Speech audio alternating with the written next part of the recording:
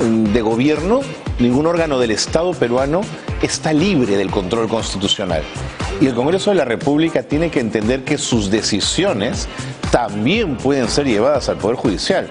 El Congreso se sorprende por su majestad, por el peso que tiene, pero que no nos sorprenda. La Constitución establece los equilibrios muy claros de poderes. Veremos qué pasa en el caso del ministro Heiner Alvarado. Bueno, nos metemos en otros asuntos. Tengo en mis manos el plan de gobierno municipal para la alcaldía provincial de Lima del Partido Político Nacional Perú Libre. Me pareció interesante porque además no solo es un conjunto de propuestas, que es lo que es un plan de gobierno, sino que también tiene un diagnóstico interesante y una lectura de la realidad de lo que entiende Perú Libre y el candidato Yuri César Castro Romero de las necesidades de nuestra capital.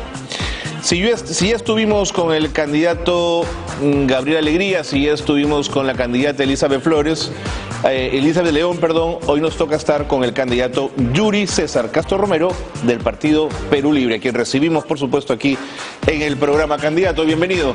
¿Qué tal? Qué gusto conocerlo. Igual, Asiento, por favor, está usted en su casa. Gracias. Gracias por acompañarnos.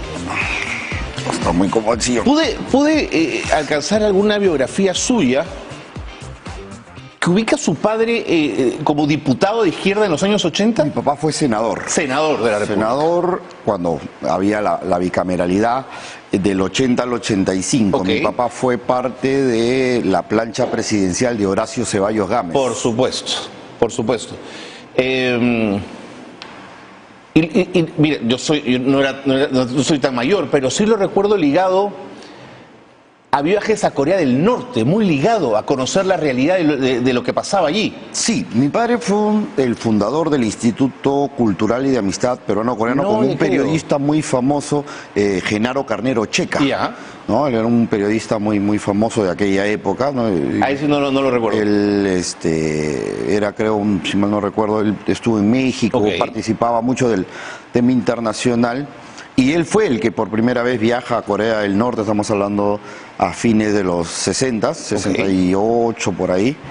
Y él trae, ¿no?, las buenas nuevas, por decirlo de alguna manera, muy sorprendido de lo que era el proceso en un país muy pequeño. Eso le quería preguntar, ¿qué contaba él? Como era Corea del Norte. Él escribe un libro que se llama Corea, Arroz y Acero, Ajá. ¿no?, que hablaba de, recuerden que Corea del Norte tuvo la guerra del 50 al Por supuesto. 53, fue totalmente destruida, Terrible. ¿no? Una guerra que incluso costó muchas vidas de norteamericanos que estuvieron en esa guerra. Y él, en el pasado el tiempo, 15, 16 años después, Corea se reconstruye, ¿no? Se reconstruye de una manera muy veloz, muy rápida, porque los americanos dijeron pasarán 100 años y Corea no se podrá levantar después del bombardeo terrible que se hizo. Y viene Genaro Carnero Checa y trae, pues, ¿no?, noticias, porque antiguamente no existía el internet, ¿no? Por supuesto. Entonces él trae estas noticias, convoca a un grupo de personalidades de aquella época, entre ellos mi padre, y los conmina a formar una organización de amistad, de solidaridad con el pueblo coreano.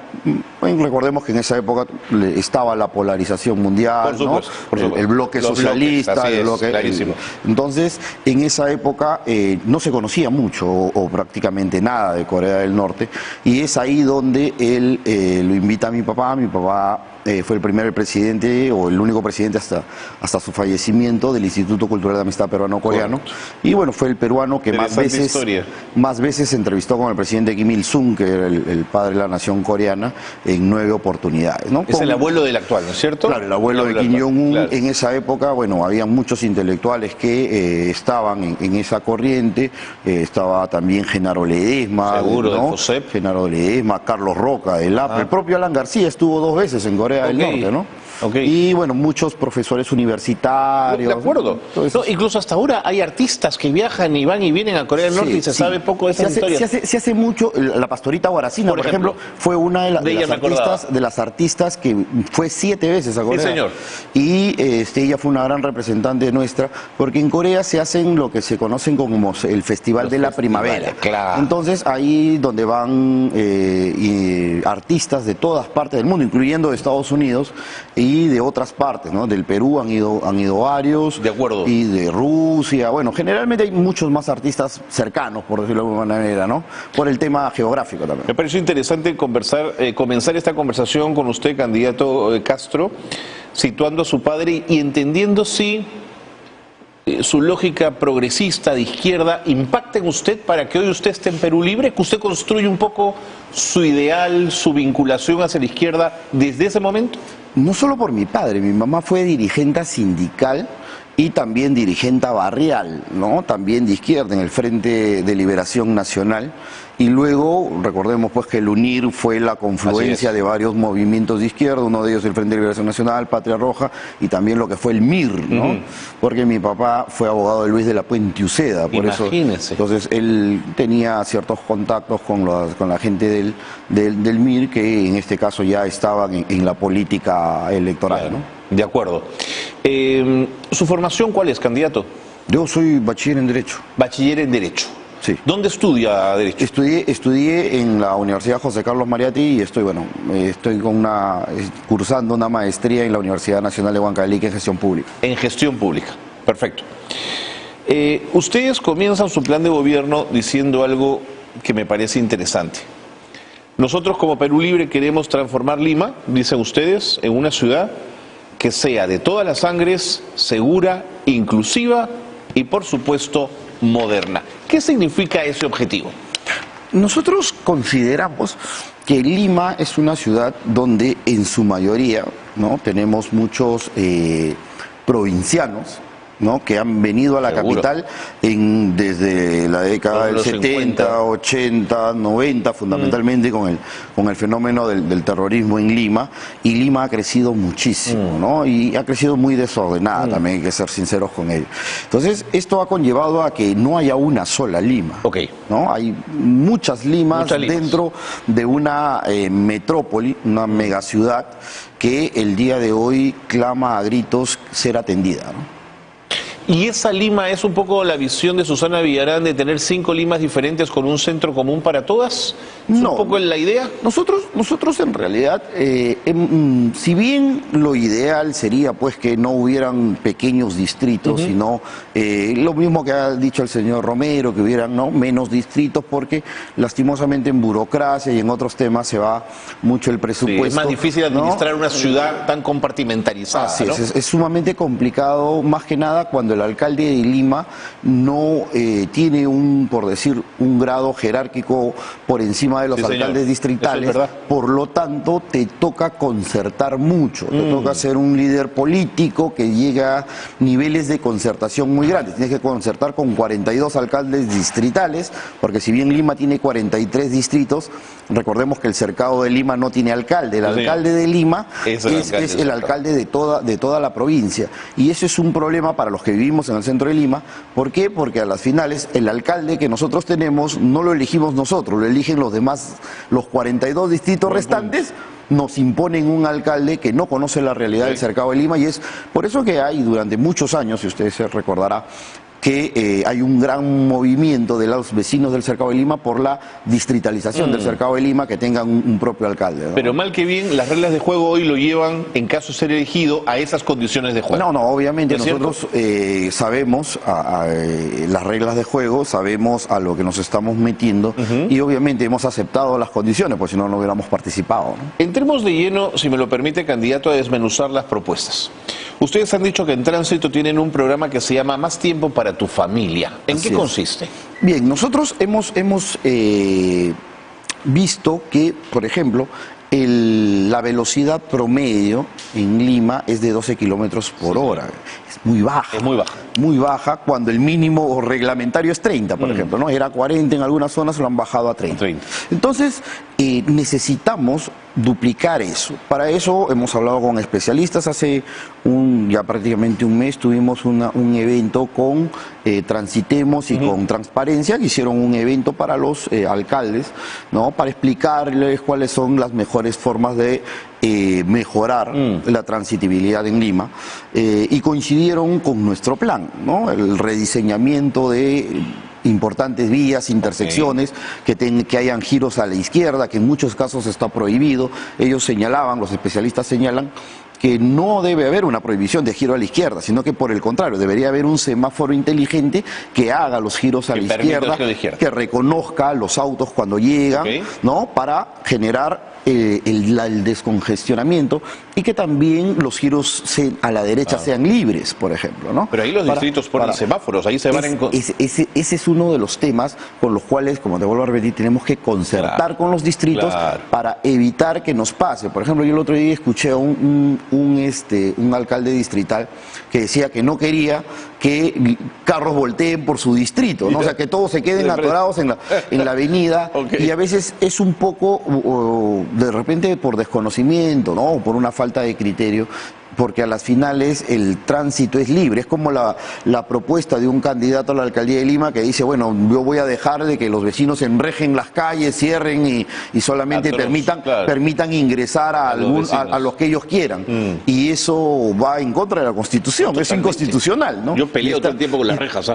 Y es un problema. El otro día, por ejemplo, estuve por Los Olivos y hay un problema con las rejas. Supongamos, si tú quieres dar una vuelta en U por algún motivo, ya no puedes porque te encuentras... Y tienes que ir hasta la siguiente avenida principal y darte una vuelta tremenda. Sin dejar de reconocer la dificultad en seguridad que han tenido esas familias también, digamos. Nosotros, obviamente, entendemos la preocupación que tienen las familias de Lima sobre el tema de seguridad que nos aqueja a todos la sufrimos, los que vivimos en la ciudad. Por lo tanto, entendemos, pero también... Para poder, yo no le voy... ¿Cómo le dices a un vecino, y hermano, quita tu reja? Si es que él te va a decir, pero ¿y quién me va a dar seguridad? Por lo tanto, tenemos que solucionar ambas cosas trabajándolas de la mano. La reorganización del tránsito en Lima, poniendo semáforos inteligentes, ¿ese es el punto es lo que nos va a ayudar incluso a la seguridad ciudadana. Y los vecinos se preguntarán cómo. Recuerde que justo acaba de salir, los policías, tenemos más de 1.500 policías dirigiendo el tránsito, lo cual en ningún país del mundo desarrollado sucede. Ustedes conversaban el otro día, por ejemplo, en Estados Unidos, los policías tampoco están cuidando las calles, ¿no? Pero cuando se produce un hecho delictivo, llegan 800 patrullas en un minuto. Así es. Entonces, tenemos que ir evolucionando hacia mejores formas, tanto en el tránsito, lo cual nos va a permitir recoger mínimamente 1.500 policías para la seguridad ciudadana, porque el policía fue preparado para eso, no para estar dirigiendo el tránsito. En algunos países, por ejemplo, son los escolares los que dirigen el tránsito. Es verdad. Y no los policías, porque los policías están preparados para combatir la seguridad ciudadana. Los semáforos son importantes. Obras de infraestructura para la ciudad. En lo vial, ¿por dónde vamos? Nosotros hemos previsto, por ejemplo, que es una de las obras emblemáticas que tiene Lima y que está justo acá muy cerquita, que es la vía expresa, Luis Bedoya Reyes. La visión de Bedoya fue impresionante. Pero miren, justo tuve una entrevista en otro canal y hablábamos de eso, ¿no? En su momento, él fue un hombre que se chocó con una sociedad que le dio con palo, porque recuerda que tuvo que expropiar. Ojo, estamos hablando de Bedoya Reyes, expropiar, ¿no? La palabra expropiar, que para algunos les suena terrible, tuvo que expropiar gran cantidad de viviendas, ¿no? Que estaban en esa época en el trazo de la línea, y que despectivamente en su momento se le llamó el Zanjón. ¿No? Nadie le llamaba vía expresa, le llamaban el Zanjón. Incluso lo criticaron mucho porque decían que pasaba un carro cada hora, una cosa así, pero él fue tan visionario y proyectó esa hasta la Panamericana Sur, cosa que el día de hoy todavía no se ha terminado. Muñoz pensó en seguirla, pero no sé por qué se detuvo. Lo que pasa es que a veces, como te vuelvo a repetir, muchos no quieren tocar la palabra expropiar, ¿no? Entonces tú le dices, oye, vamos a expropiar. No, o sea, que ya te dicen comunista, Chávez, de todo. Pero recordemos que hay un principio en el derecho que es que el interés superior de los vecinos, de todos, está por encima del interés individual. No hay forma de hacer obras grandes de vialidad sin expropiación. En Lima, ¿cómo podríamos hacerlo? No habría forma, porque Y ese es principalmente las trabas que nos ha sucedido con el tema del tren, nos ha sucedido con esta obra, nos sucede con el tema de la Ramiro Prialé. Cuando nosotros tomamos una vía expresa, por eso se llama vía expresa, rápida. Así es. Por ejemplo, muy independientemente del tema de los peajes, que ese es otro tema, por ejemplo, cuando uno toma línea amarilla, tú puedes venir desde el Callao hasta Barrios Altos, que yo vivo en Barrios Altos hasta ahora, sales en 10 minutos por debajo del río. Entonces, si tú, por ejemplo, yo voy a venir del Callao y me voy a venir toda la avenida Argentina, con todo el tráfico que hay, es invivible, llegas casi en 2 horas. Por lo tanto, muchas de las personas prefieren, ¿no? Y preferimos pagar, aunque sea un peaje muy caro, el de la línea amarilla, porque a las finales, a la larga, te sale muchísimo más barato, porque ahorras tiempo de máquina, tiempo hombre, y tienes más tiempo para ti. Descanso personal, ¿no? Más tiempo para uno mismo y para pasarlo con la familia, ¿no? Entonces, es importante que estas vías expresas, que pueden ser concesionadas, pero que cumplan la función para la cual se dan. Porque, como te vuelvo a repetir, yo quiero irme hasta Chosica, chapo la Ramiro Prialé y me quedo botado en Guarochirí, ¿no? En Huachipa, perdón. Y de ahí, de Huachipa, tienes que volver a chapar la carretera central para irte. Hay un nudo ahí. Entonces hay un cuello de botella que es terrible y que todos los vecinos la sufren. Por lo tanto, tenemos que llegar, como te vuelvo a repetir, a esos acuerdos. ¿Cuál es el principal problema? El tema de los terrenos, el tema de que nadie se quiere comer la bronca de las expropiaciones. ¿Cómo se financia esto? ¿Con los peajes? Bueno, eso es parte del contrato, ¿no? Ellos deberían terminarlo. El tema es de que, claro, ellos te dicen, ¿sabes qué? Mira, no podemos, ¿por qué? Porque los terrenos no están, y la municipalidad es la que tiene que ayudar para que destrabar, ¿no? A sacar todo este enredo. Pero es para duro, poder, no, es difícil, pero para eso se necesita un liderazgo y hay que hablar con los vecinos. Lastimosamente, no hemos tenido un gran liderazgo en los últimos años. Alcaldes visionarios hemos tenido, sí, pero en los últimos años no hemos tenido un liderazgo como para poder.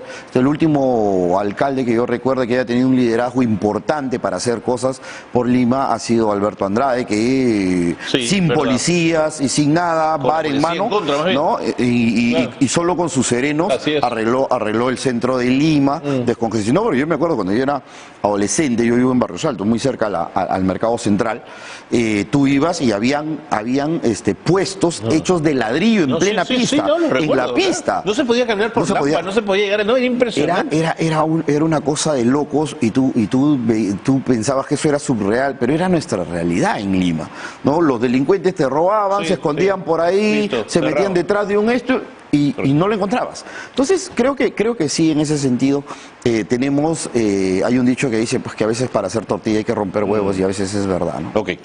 Candidata Castro, ¿me tengo que ir a la pausa? Pero regresamos para seguir conversando. Quiero hablar de seguridad ciudadana, a ver cuál es la propuesta que tienen entre manos en Perú Libre. Quédense con nosotros, por favor, no se vaya.